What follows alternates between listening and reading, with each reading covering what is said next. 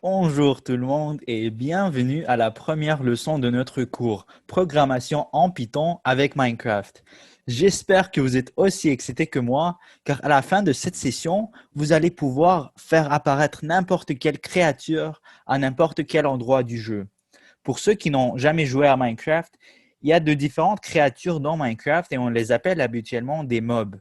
Mob, c'est pour mobile, c'est-à-dire quelque chose qui bouge. Ne vous inquiétez pas, vous allez avoir la liste complète des mobs que vous allez pouvoir créer avec Python. Et tout ça, vous allez le faire en écrivant des programmes. Mais premièrement, c'est quoi un programme? Si on cherche ça sur Google et on va aller dans Wikipédia, programme informatique, et ça nous dit un programme informatique est un ensemble d'opérations destinées à être exécutées par un ordinateur. Alors, c'est un ensemble d'opérations qui doit être exécuté ou fait par un ordinateur. OK. Alors, comment est-ce qu'on peut parler avec l'ordinateur pour qu'il fasse des choses pour nous? Si on descend un peu, on peut voir un exemple. Ici, celui-là, en fait, c'est ça l'exemple. Puis ça, c'est écrit en Java. Alors, c'est une langue de programmation qui s'appelle Java. Puis ça, c'est des instructions. OK? Ligne par ligne, l'ordinateur va lire ça et il va exécuter ce que on lui a dit de faire. Sur mon écran maintenant, il y a le code d'un programme que j'ai écrit moi-même. Vous pouvez voir que ce programme est assez long et plus complexe qu'un programme comme celui-ci. Une autre différence qu'il existe entre ce programme et celui que moi j'ai écrit, c'est que celui-là, c'est écrit en langue de programmation de Java, tandis que ce que moi j'ai écrit, c'est écrit en Python. Et dans ce cours, c'est Python qu'on va utiliser. Pour commencer à comprendre comment vous pouvez écrire un programme, vous allez d'abord devoir comprendre c'est quoi une variable. Des variables, vous allez en trouver dans presque tous les programmes. Une variable nous permet de sauvegarder de l'information. Un programme peut être des milliers de lignes de code de long, alors c'est très important d'avoir la possibilité de réutiliser des données. Disons qu'on veut sauvegarder le fait que la hauteur d'une maison qu'on vient juste de construire est de 10 blocs. Okay? Alors, la hauteur de notre maison qu'on vient de construire est 10 blocs de haut. Alors, voici comment on peut sauvegarder le nombre 10 dans une variable qui va représenter la hauteur. Premièrement, je vais créer un nouveau fichier, Python file. Je vais appeler ça exemple leçon 1. Ça ajoute un point .py à la fin. Py, c'est pour Python. Hauteur est égal à 10. Dans cet exemple, nous créons une variable qui s'appelle hauteur et cette variable va garder le nombre 10. Alors là, lorsque vous voyez le mot hauteur écrit n'importe où dans le code, il va représenter 10. En fait, je pouvais nommer cette variable comme je voulais. Par exemple, je peux faire garage est égal à 10 ou banane est égal à 10 ou ABCD est égal à 10. Tous sont acceptables, mais il est préférable de donner un sens au nom des variables. Si on veut sauvegarder le nombre de creepers dans notre champ de vue, à la place d'écrire variable 1 est égal à 5, c'est mieux d'écrire nombre creeper est égal à 5. Un peu plus tard dans le cours, vous allez voir que ce ne sont pas seulement des nombres qu'on peut sauvegarder, mais d'autres choses aussi, comme des mots ou des phrases. Parlons maintenant à propos du syntaxe des variables. Je vous ai dit tout à l'heure que vous pouvez nommer vos variables comme vous voulez. Ceci est presque vrai, mais il y a deux règles. On peut seulement utiliser les lettres de l'alphabet, les chiffres 0 à 9 et le tiret bas. Par exemple, niveau 2, c'est un nom valide pour une variable. Il faut aussi noter que vous n'avez pas besoin d'utiliser les trois types de caractères. Alors niveau 2, comme ça va aussi. Alors je peux faire niveau 2 est égal à... Ça fait pas de sens, mais on va faire ça pour l'instant pour qu'il n'y ait pas d'erreur. Mais je ne peux pas faire niveau symbole de pourcentage est égal à 10. On peut voir qu'il y a une erreur. Et ça dit qu'on ne peut pas nommer une variable ainsi. On peut faire niveau tiré bas, ça marche. Niveau tiré bas 2, N majuscule, tout ça, ça marche. OK? Creeper est égal à 5, ça marche aussi. Creeper S majuscule, ça marche, pas de problème. OK, mais si je fais Creeper à la place de S, je mets un symbole de $, alors là, ça va plus marcher. Ça va me dire qu'il y a une erreur. Si je mets ça est égal à 6 par exemple, l'erreur reste car ça comprend pas c'est quoi ce symbole de $. OK, alors ça, c'est pas bon. Règle numéro 2. On ne peut pas commencer une variable avec un chiffre. Alors, on a vu ici niveau 2, comme ça aussi, ça marche. Mais 2 niveaux, par exemple, ça marche pas. OK? Il y a une erreur que PyCharm, il comprend même pas. Il croit que tu as mis le 2 par accident, par exemple. OK? Il sait même pas qu'est-ce qui arrive. Alors, 2 niveaux, ça va pas. 4, Creeper. Ce nom ne fait pas de sens non plus, alors.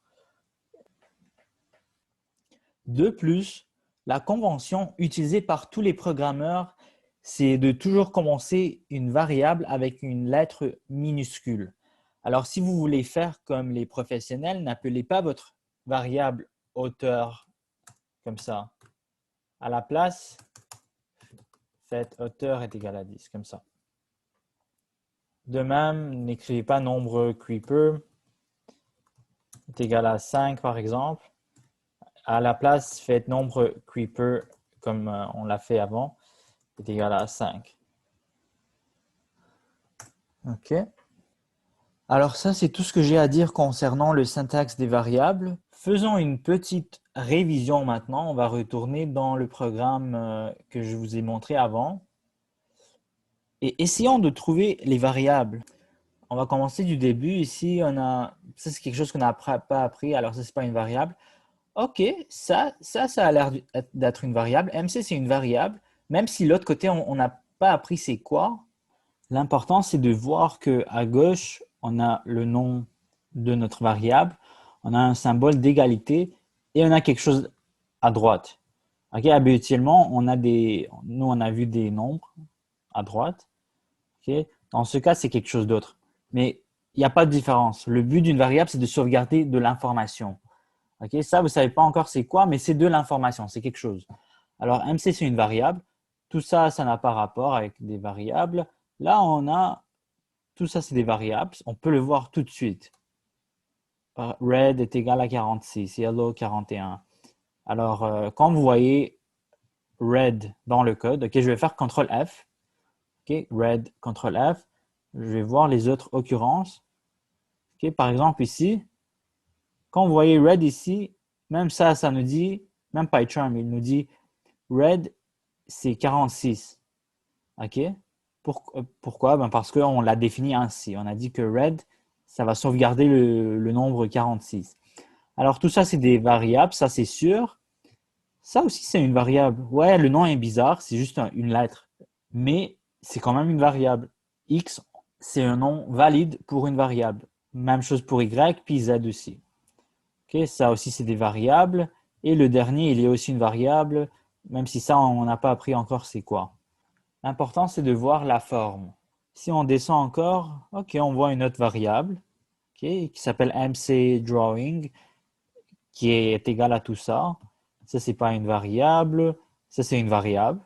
Counter est égal à quelque chose. Ça, ce sont pas des variables. Vous allez voir ça plus tard. Ça, c'est pas des variables, c'est quelque chose d'autre. Il n'y a pas de symbole d'égalité, etc. On peut continuer comme ça et voir on peut voir que la majorité des variables sont définies au début. Ceci est très typique puisque le but d'une variable, c'est de pouvoir l'utiliser plus tard dans le code. Okay, comme j'ai dit avant, pour red, il y a une occurrence qui est venue à plus tard. Radius 2, si je fais CTRL F, je vais voir il est utilisé où. Ah, il est utilisé quelque part. Okay, on a pas après, ça c'est quoi encore? Mais on l'a utilisé, radius 2. Okay, même chose pour les autres variables. Si je crée une variable A, B, C, D est égal à 10 par exemple, vous pouvez voir qu'il y a une ligne juste en dessous de A, B, C, D, puis ça dit que ce que ça veut dire, c'est que A, B, C, D n'est pas utilisé. Okay? Les autres, ils n'ont pas de ligne verte très pâle. Les autres n'ont pas cette ligne parce qu'ils sont utilisés. Okay? Alors, le but d'une variable, c'est d'être utilisé. Alors, même si ce n'est pas une erreur, car ABCD, c'est un nom valide pour une variable, c'est un peu bizarre, car PyCharm nous dit que, OK, tu l'as défini, mais pourquoi tu ne l'utilises pas? OK? Finalement, j'aimerais aussi dire que vous pouvez changer la valeur d'une variable. Okay, par exemple, ici au début, on a dit que red est égal à 46. Alors, on peut dire on a une boîte qu'on a nommée red, et dans cette boîte, on met le numéro 46. Ce qu'on peut faire, juste après ou n'importe où, même ici aussi, c'est de redéfinir cette variable. Alors, on peut dire red est égal à 0, par exemple, ou 10. OK? Alors, au début, on a défini red comme 46. On a mis le nombre 46 dans cette boîte qu'on a appelée red. Et après ça, on a enlevé ce 46 et à la place, on l'a remplacé avec le numéro 10.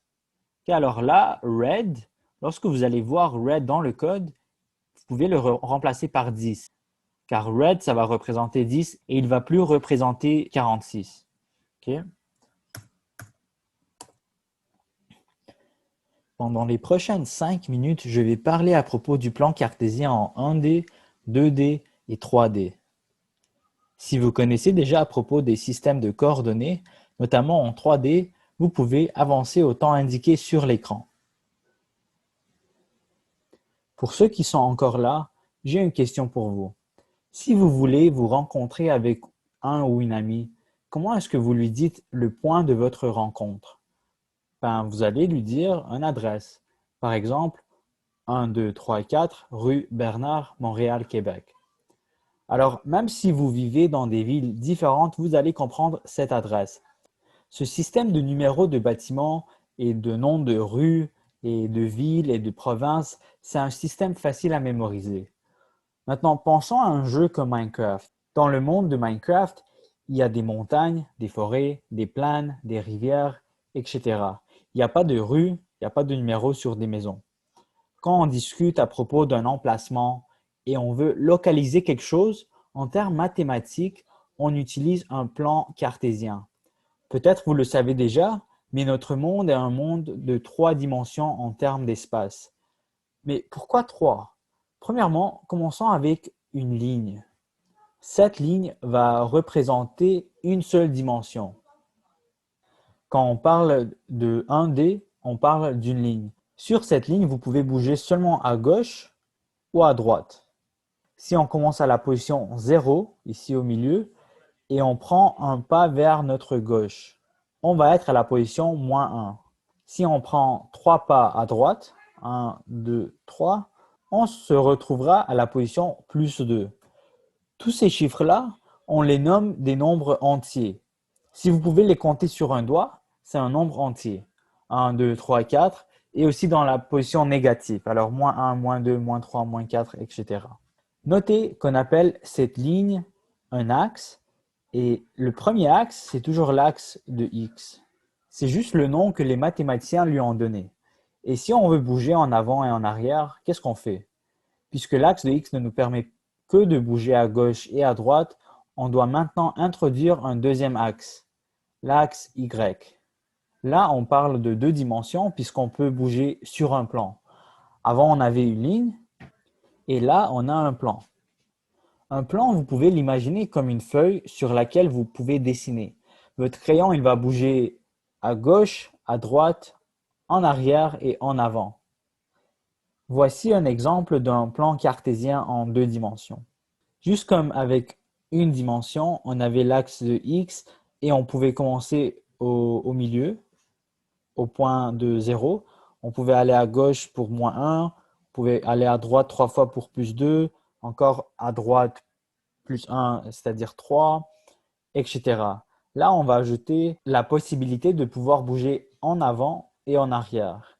Ok. Alors, par exemple, le point ici qu'on voit 2 et 3, le premier numéro qu'on va voir, c'est toujours le numéro qui va représenter le mouvement dans l'axe de X. Après ça, on voit une virgule. Et après ça, on voit un deuxième chiffre qui va représenter l'axe Y. Ok. Alors, 2 et 3, qu'est-ce que ça veut dire? C'est que ça veut dire que, commençant de la position 0, 0, c'est-à-dire le milieu, on est allé à droite par 2, ce que ce 2 représente, et on est allé en haut, 1, 2, 3, par 3 pas, ce qui est représenté par ce 3. Un autre point qu'on peut prendre, c'est moins 3 et 1.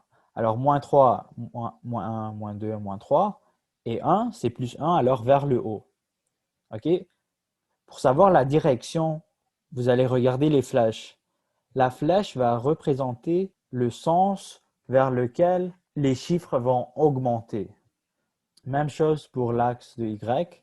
Alors, puisque la flèche pointe vers le haut, ça veut dire que vers le haut, on va augmenter les chiffres et vers le bas, on va aller dans les négatifs.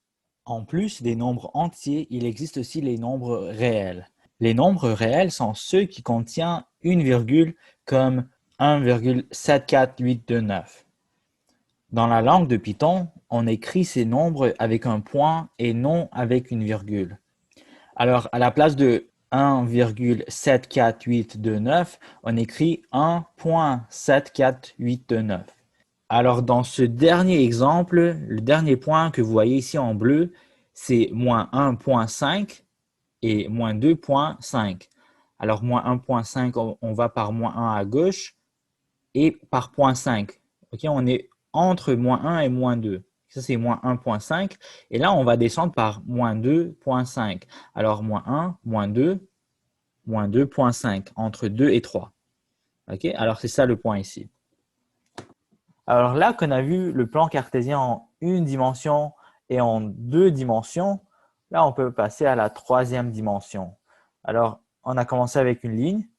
À cette ligne, ok, cette ligne, elle est là. On ne voit pas la partie négative dans cet exemple, mais ici, on la voit. Ok, avec cette ligne qu'on a commencé, avec une dimension, on lui a ajouté une deuxième ligne pour avoir notre deuxième dimension. Ok, pour avoir la troisième dimension, on doit ajouter une sorte de hauteur à notre feuille. Ok, alors si vous imaginez de pouvoir dessiner sur une feuille, on sait évidemment qu'on ne peut pas sortir de la feuille vers le haut. Okay? Quand vous levez votre crayon, vous sortez du plan qui est la feuille qui représente les deux dimensions.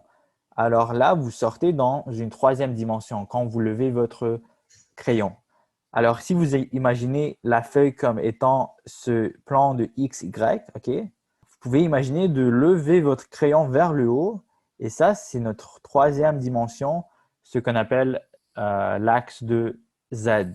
Alors, si on va aller dans le monde de Minecraft pour voir ça, vous pouvez prendre un cube comme ça. Okay? Un cube, c'est en trois dimensions. Comment est-ce que je sais? Car, premièrement, il a, on va dire, une longueur. Okay? On va dire ça, c'est une longueur. Il a une largeur, ici, et il a une hauteur, d'en bas vers le haut. Okay? Alors, si je regardais ce cube seulement sans ça, seulement comme ça, okay, je ne voyais pas qu'elle a une épaisseur, alors ça veut dire que je la vois en deux dimensions. Okay, alors, je vois qu'il a une hauteur et une longueur, mais là, quand je sors à la troisième dimension, je vois qu'elle a une épaisseur, une largeur. Okay, alors, c'est ainsi que je sais que le monde de Minecraft est en 3D. Plus spécifiquement, la première et la troisième coordonnée, c'est-à-dire x et z, okay, on a commencé avec x, deuxième c'était y, troisième c'était z. La première et la troisième coordonnée, x et z, représentent le plan horizontal du monde de Minecraft. Alors, vous pouvez penser à aller en avant, en arrière, à gauche et à droite. Okay? Alors, si ce monde était en deux dimensions, tout ce qu'on pouvait faire, c'est aller en avant, en arrière, à gauche, à droite. Mais Minecraft a une troisième dimension, puis ça va être représenté par la deuxième coordonnée, c'est-à-dire Y. OK?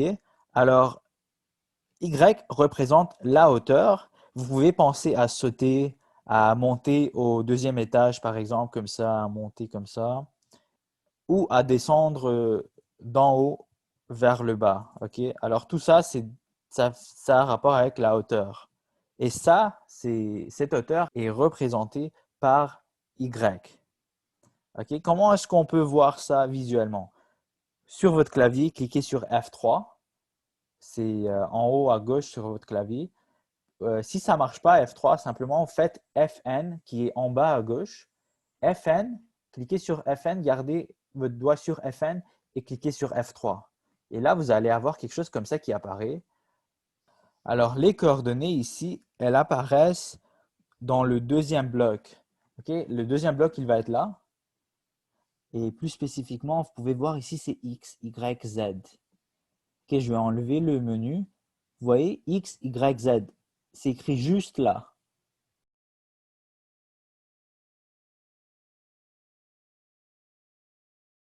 Et à côté de X, Y, Z, il y a 2 points et on voit 1240, 66, 308.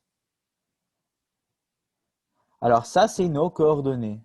Juste comme on a vu ici que ce point, c'est 2 et 3. Nous, c'est 1235, 66 et 306. Alors, comme vous pouvez imaginer, 1235, il représente X, 66 représente Y et 310 maintenant, il représente Z. Alors, quand je bouge mon personnage sur un plan, c'est-à-dire je ne vais pas sauter, je vais juste bouger en arrière, en avant, à gauche, à droite. Remarquez que la variable y ne change pas. Ça, ce n'est pas par accident, c'est parce que y est représenté par la hauteur. Alors, si, premièrement, quand je tourne comme ça, sans bouger, vous pouvez remarquer que les coordonnées ne changent pas. Okay? Alors, x, y, z, il reste le même indépendamment de où je regarde. Okay? Alors, maintenant, en regardant la variable y, okay? On a vu que quand on marche sur le plan, sur un plan, que y ne change pas, puis seulement x et z vont changer. Okay? Mais là, on va monter par un étage. Okay? Disons que ça, c'est un escalier, on monte. Et là, on est y. Remarquez que c'était 66, et là, c'est 67. Vous pouvez imaginer que si je monte encore, ça va être 68, 69, 70. OK? Alors, essayons maintenant de rester en place. Et moi, je vais juste sauter. Ça monte au-dessus de 70. Et vous pouvez voir que X, Y ne change pas. Vous pouvez aussi voler dans Minecraft. Vous faites un double clic, et là, vous volez. OK? Là, je monte, je monte. Puis pour monter, pour continuer à monter, faites juste garder, cliquez sur l'espace. Si vous voulez descendre, faites le Shift. Shift, c'est à gauche sur votre clavier. Et vous allez descendre. Si vous voulez tomber, faites un double clic et vous tombez. OK? Alors, ce que je voulais dire ici, c'est que lorsque vous montez sans bouger ni en avant, en arrière, à gauche, à droite, seulement Y change. OK? X et Z, ils ne changent pas. Puis là, quand je commence à bouger en avant, disons, X et Y changent. OK? Juste avant qu'on continue avec la leçon, puis avant que je vous apprenne à faire apparaître des mobs, juste un dernier truc. Alors, regardons mes coordonnées maintenant. Alors, on est à 710, 102 et 90. OK? Alors, ils vont être ici, sur cette ligne. Alors, mon X, c'est 710, Y, c'est 102 et Z, c'est 90. Alors, ça, c'est les coordonnées de mon joueur. Okay? Alors, par exemple, si je descends, mon Y va descendre. OK? Là, juste pour Alors, le Y, on le comprend bien. On sait que si on descend, Y descend. Si on monte, Y monte. Ça fait du sens. Mais X et Z, c'est un peu plus dur à comprendre parce qu'on ne sait pas exactement les axes de X et Z, ils pointent vers où. Alors, peut-être ils pointent vers là. Là, je sais que X, c'est quelque part ici parce que le X change beaucoup, mais le Z ne change pas trop. Le Z reste environ à 90, mais le X, il descend rapidement. OK? Alors, juste comme un jeu, je vais essayer de aller vers le point 0, 0, 0. OK? X0, Y0 et Z0. OK, alors premièrement, je vois que mon X est vraiment haut. Il est 530 maintenant. Alors, c'est bien d'aller vers cette direction, car je sais que euh, X est égal à 0 et quelque part là-bas. Alors, pour aller plus rapidement, je vais cliquer sur CTRL. OK, puis là, je peux aller beaucoup plus rapidement. OK, là, on a un petit mur. Je vais juste aller par-dessus ce mur et on va descendre maintenant. Alors, vous pouvez voir que X, c'est presque 0, mais le Z a augmenté lentement. OK? Là, on va trouver là que X est 0. Vous voyez, il est environ 0. C'est très dur d'être très spécifique. Mais là, je vais essayer de trouver Z est égal à 0. OK? Alors, je sais que je dois aller vers ma droite. Ça, c'est des dragons ici. Alors, vous voyez que X est environ 0. OK, je vais juste le corriger. Mais là, le Z est 0 environ. Là, le X va augmenter vers ce côté, si je me souviens correctement. Et c'est très dur de le faire, mais X égale 0, Z égale 0, Y égale 0. En fait, je vais devoir descendre par terre. Pourquoi? Parce que euh, c'est par coïncidence que Y égale 0.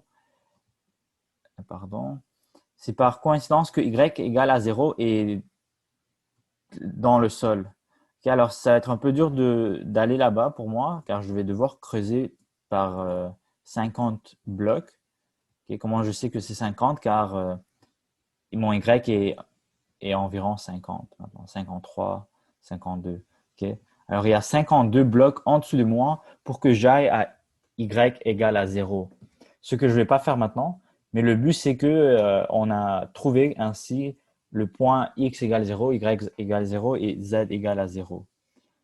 Okay? Ça, c'est juste un exercice pour un peu mieux comprendre les coordonnées.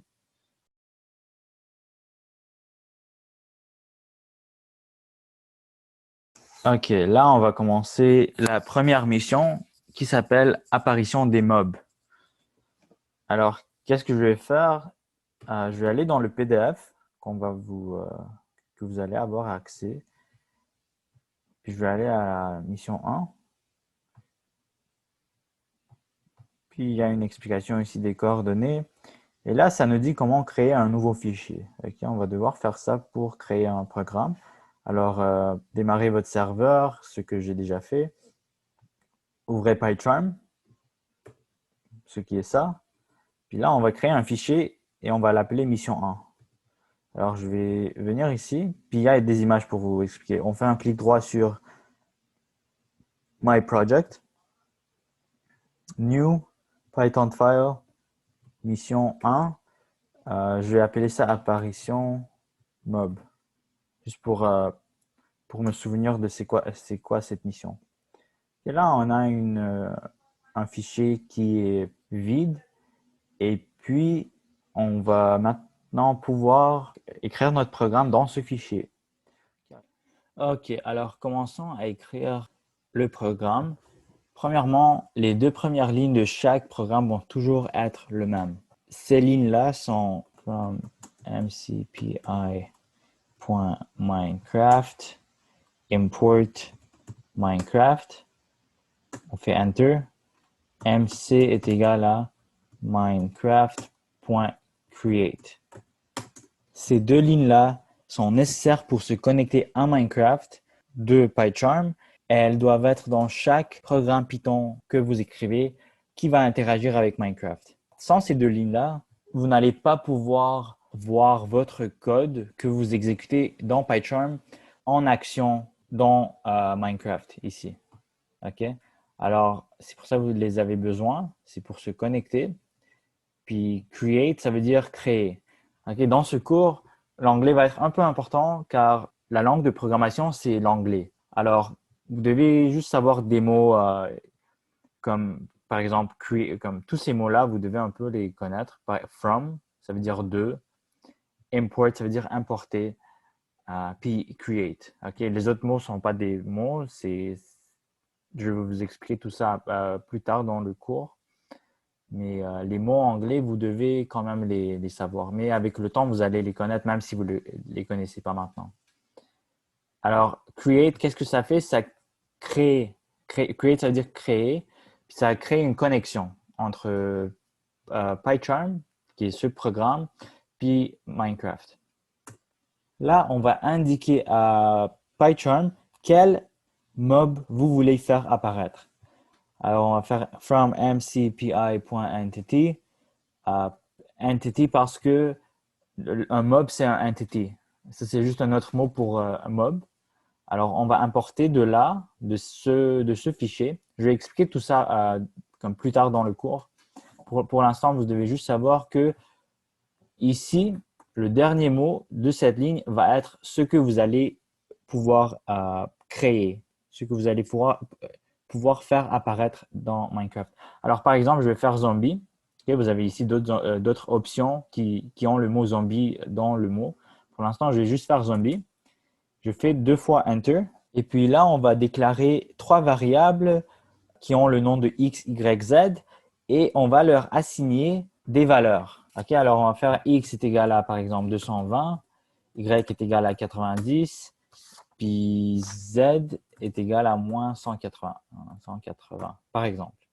Okay, alors ici, on a 3 variables nommées X, Y et Z et chaque variable a leur propre valeur. Et ces variables, qu'est-ce qu'elles représentent? C'est la position du zombie qu'on veut faire apparaître. Alors, on va faire apparaître le zombie à cette position dans le monde de Minecraft. Alors, par exemple, nous, maintenant, on est à 40.175 et 551.892 comme coordonnées. Notre zombie, il va être créé à cette coordonnée. Et finalement, pour faire apparaître notre mob, on va devoir ajouter une dernière ligne. Car si on le laisse tout ce code comme ça, le mob ne va pas apparaître. On a juste défini des variables, mais on ne va pas faire apparaître le mob. Pour le faire apparaître, on fait mc.spawnEntity. Comment est-ce que je fais pour que ça soit un peu plus rapide? Après le point, quand je commence à écrire spawn, vous voyez que ici, c'est ce que je veux. Je vais juste faire Enter. Puis là, ça va faire auto-compléter le code. Entre les parenthèses, je vais écrire X, Y, Z. Ces espaces-là ne sont pas nécessaires, mais c'est juste pour faciliter la lecture du code. Alors, X, virgule, Y, virgule, Z, virgule, zombie.id. Et c'est tout. Le code est terminé. Ce qu'on va faire pour l'exécuter, on va faire un clic droit n'importe où dans le code. Run, le nom de la mission, le nom du fichier. Moi, c'est mission 1, mission 1, apparition mob. Je vais cliquer sur ça. Puis là, ça va me dire process finished with exit code 0. Ça veut dire que le code a correctement exécuté et qu'on peut aller dans le monde de Minecraft puis voir le résultat. Ok, attends une seconde, mais pourquoi il n'y a pas de zombie à côté de moi? Comme vous pouvez le deviner, c'est parce que moi, je suis à la position 40, 75, 551, mais notre zombie, il a été créé à 220, 90 et moins 180. Alors, ce qu'on peut faire, c'est aller à cette position qui est 220, mais ça va prendre un peu de temps pour le retrouver. On peut le faire, mais je ne vais pas le faire. À la place, ce qu'on va faire, c'est on va prendre nos coordonnées à nous et on va faire apparaître le zombie juste à côté de nous. Alors, à la place de x est égal à 220, on va faire x est égal à 46, par exemple, juste à côté de nous. Nous, on est à x est égal à 45. On va faire x est égal à 46 pour le zombie. Y est égal à 74, alors à notre hauteur. Et z va être 560. 560. OK, là, on va faire la même chose. On va exécuter le code. On va regarder autour de nous, puis le zombie est là. OK? Là, il est en feu car c'est ensoleillé maintenant. Puis les zombies n'aiment pas ça. Très bien. Puis aussi, on peut réexécuter le code et on va voir un deuxième zombie. OK? Un deuxième. Je peux le faire encore. Il est où? Ouais, le voilà le nouveau. Le voilà le deuxième qu'on a fait. OK, alors, vous pouvez juste continuer à exécuter ce code, puis ça va créer des zombies chaque fois. J'aimerais noter que spawn entity, ça s'appelle une fonction en langue de programmation. Ça s'appelle une fonction.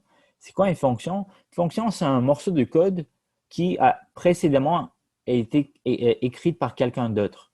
Okay? Nous, on n'a pas besoin de voir qui a écrit spawn entity et comment ils l'ont écrit. Tout ce qu'on doit savoir, c'est qu'est-ce qu'elle fait, cette fonction. Alors, moi, je vous dis que spawn entity, ça va créer un entity, c'est-à-dire un mob. Spawn, ça veut dire faire apparaître ou créer. Entity, c'est mob.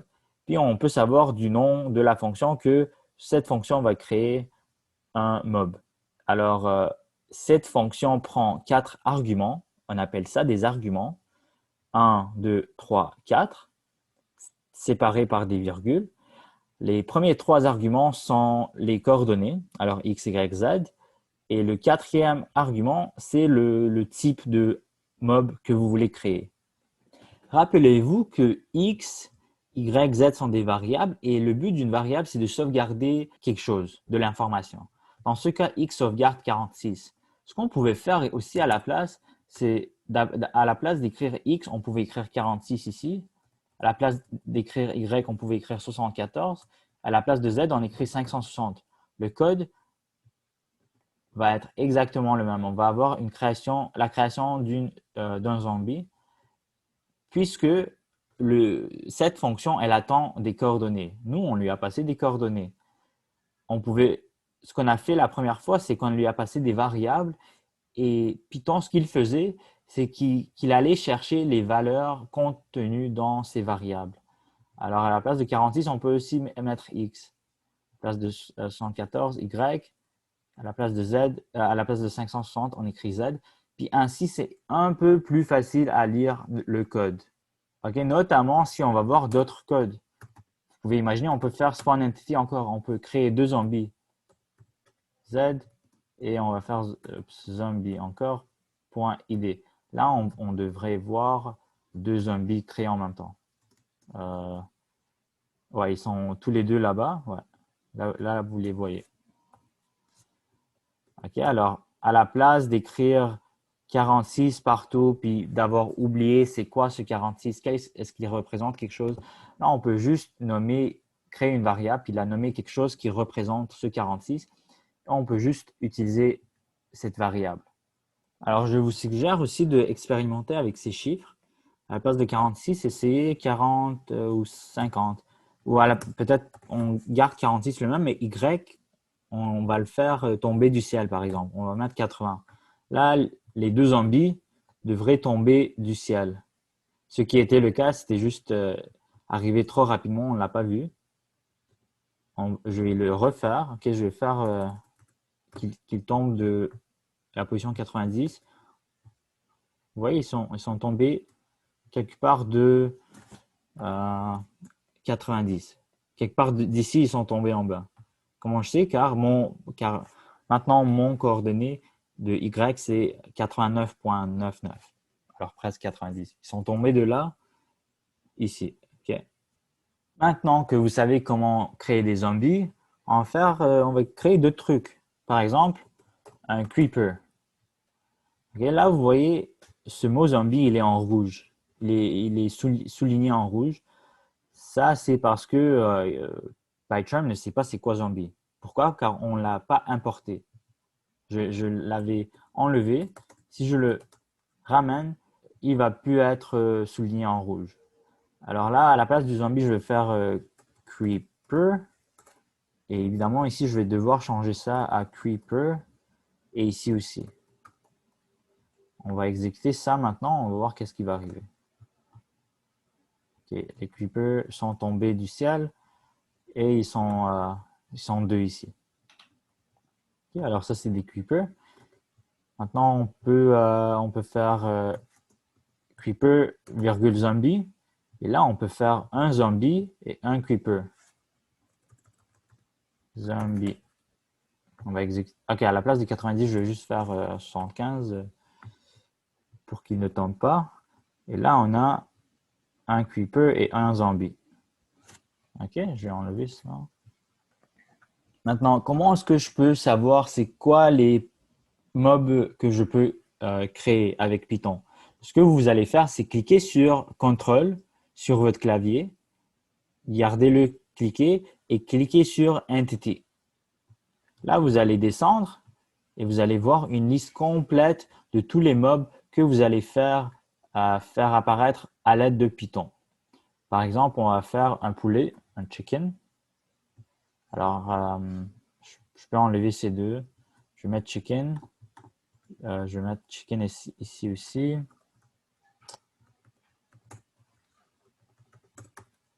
Là, on va avoir deux poulets quelque part ici. Ouais, voilà. Ouais, il y a deux. Ce qu'on peut faire aussi, Enderman, par exemple. Alors, chicken, virgule, Enderman, vous pouvez faire. On va exécuter ça, puis on va voir un Enderman et un poulet.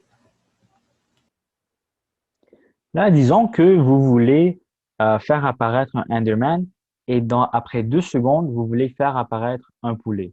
Okay? Vous voulez une pause entre les deux apparitions. Ce qu'on va faire, c'est premièrement, je vais vous apprendre à propos de la fonction sleep. Et avant ça, vous allez devoir importer un module. Alors, on va faire import time. OK? Alors nous, on veut faire apparaître notre Enderman. Après ça, on veut une pause de 3 secondes, par exemple. Ce qu'on va faire, c'est time.sleep et on va mettre le nombre de secondes ici, 3. Essayons ce code maintenant. On va venir, OK, on a notre Enderman et là, on a notre poulet et le code est terminé. OK? Ce qu'on peut faire aussi, c'est après le poulet, on va prendre une autre pause de 2 secondes et on va faire apparaître un creeper, par exemple. Je vais venir ici, mc.spawn, c.spawn entity, xyz, creeper.id. J'exécute ça. On a notre Enderman. 1, 2, 3, on a notre poulet. 1, 2, on a notre creeper. Et la dernière chose que je vais vous montrer aujourd'hui, c'est faire apparaître plusieurs mobs en une seule exécution à des endroits différents. Là, on a juste créé 3 variables qui représentent les coordonnées et on les a utilisées partout. Okay? Le Enderman, le Chicken et le Creeper ont été créés à la position X, Y, Z. Là, on veut que, par exemple, Enderman soit créé à la position 46, 75, 560, mais le poulet soit créé à la position 48, 75, 560, par exemple, juste à côté. Comment on fait ça? Alors, premièrement, je vais juste enlever les time.sleep. Alors, ce qu'on va faire, c'est qu'on va créer de nouvelles variables. On va faire x est égal à 48, y est égal à 75, z est égal à 560. Et là, ce qu'on peut faire, premièrement, c'est les nommer x1, y1, z1. C'était les x, y, z originales. Ça, c'est des variables nouvelles. Là, ici, on va les utiliser. Alors, x1, y1, z1, par exemple. Et on va exécuter ça, puis on va voir Ok, vous voyez. Alors ça, c'est le Enderman a été créé ici, le poulet a été créé ici. 2 blocs plus loin du Enderman. Si on veut qu'il soit créé un peu plus loin, on peut faire 50 ou 52 par exemple. On va voir ça. Ok, Enderman ici, le poulet a été créé là-bas. Ce qu'on peut faire aussi, c'est de garder le nom des variables le même. Alors, ce x était 46. Et quand on voit x ici, quand Python va voir ce x, il va voir x comme étant 46. Mais après ça, x change à 52. Là, on a enlevé le 46 de la boîte et on l'a remplacé avec 52. Alors là, quand on va venir ici, à la ligne 13, puis Python va voir, OK, c'est quoi x? Il va voir que x, c'est maintenant 52. Il ne va pas voir le 46. Alors, oui, vous pouvez renommer x, y, z comme ça et les changer ici, évidemment. Mais aussi, vous pouvez les garder avec les mêmes noms. Ça va encore marcher. Et là, pour le fun, je vais juste créer un Ender Dragon. Alors, je vais juste venir dans la liste puis s'assurer que Ender Dragon est ici. Je vais faire CTRL F. Non. Ici, CTRL F, Ender, Enderman, Ender Dragon. Je vais copier ça. Je vais venir dans mon code. Ici, à la place du poulet, je vais mettre Ender Dragon. Vous voyez, il y a une erreur avec le chicken car on ne l'a pas importé. On va remplacer ça avec le Ender Dragon.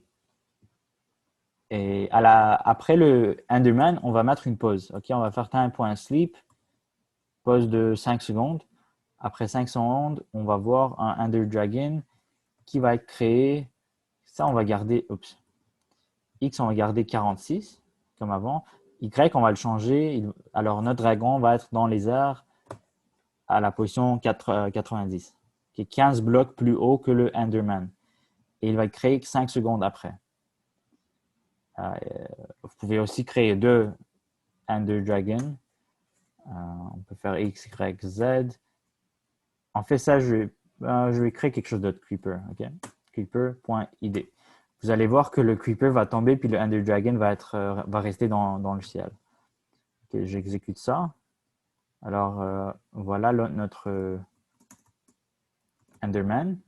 Là, voilà notre dragon. Puis le Creeper, il est où en fait? Peut-être qu'il est mort, je suis pas sûr. Je vais refaire ça. Run. Ok, on a notre deuxième Enderman. Ah, ok. Je sais pas qu'est-ce qui est arrivé avec le Creeper, mais je crois qu'il apparaît ici. Pourquoi? Je suis pas sûr en fait. Il, il est volé ici, je sais pas pourquoi. Et bref, je crois qu'ici on a 2 dragons. Ouais, je crois que oui. Puis, ouais, les creepers sont aussi créés, mais pour une raison que je comprends pas, il est parti de là à là-bas. Je vais refaire ça, puis vous allez voir ça. Je vais rester ici. Ouais, regardez ça. Ouais, il est venu ici, je sais pas pourquoi. Le dragon l'a propulsé là-bas. Alors ça, c'est tout ce que j'avais pour vous pour aujourd'hui. J'espère que vous avez trouvé ça intéressant. La prochaine fois, on va bien sûr apprendre beaucoup plus de choses. Si vous avez des questions, laissez-moi savoir et j'espère de vous revoir dans la prochaine leçon. Merci.